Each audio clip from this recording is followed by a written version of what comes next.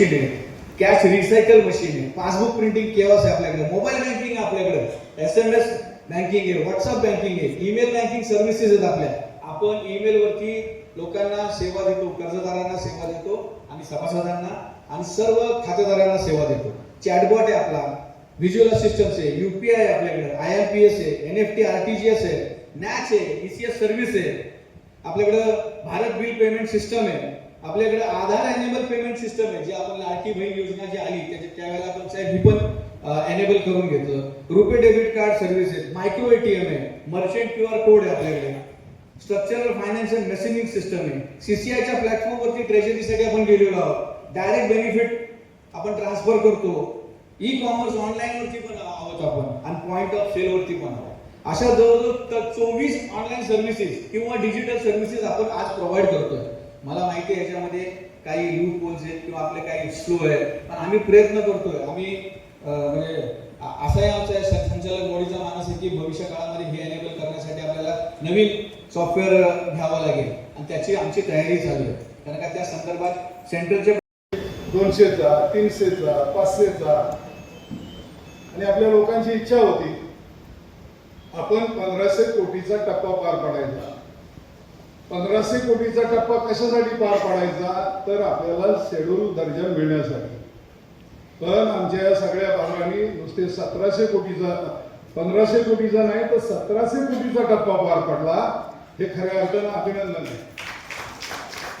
मधल्या काळामध्ये युद्धाची परिस्थिती होती. आता ज्यांना ज्यांना बँकिंग नॉलेज आहे, युद्धामुळं सर्व क्षेत्रावर फटका बसला. साधा गॅस सुद्धा आपल्याला मिळाला, डिझेल मिळत नव्हतं आणि तसाच परिणाम आपल्या ह्या बँकेवर सुद्धा झाला आणि जवळजवळ आपण 300 कोटीनं रिवर्स झालो. आपल्या बँकेला आपल्याला तरतूद करावी लागली, 3 कोटीची तरतूद करावी लागली. ती जर करावी लागली नसती तर आपण जवळजवळ 200 कोटीकडे गेलो असतो आणि ही परिस्थिती आहे. तरी पण आपण जो टप्पा गाठलेला आहे तो खऱ्या अर्थानं आज मुंबई सारख्या नगरीमध्ये अनेक संस्था आहेत, अनेक बँका आहेत, अनेक पतसंस्था आहेत, काही पतसंस्था सुद्धा आपल्यापेक्षा पण मोठ्या आहेत.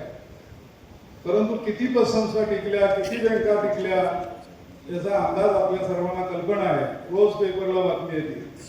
आताच 5-6 महिन्यापूर्वी एक सहकार मंडळावर अध्यक्ष असणारा, ज्याच्याकडे यशवंत सहकारी बँक आपल्या कराडची, मला वाटतं आता जर्मनीच आहे, चरेगावकर, तो भाजपचाच होता. तर कुठल्याही असू दे, कुठल्याही संबंधित असू दे, परंतु त्याचं काम होतं ती बँक टिकवून ठेवणं.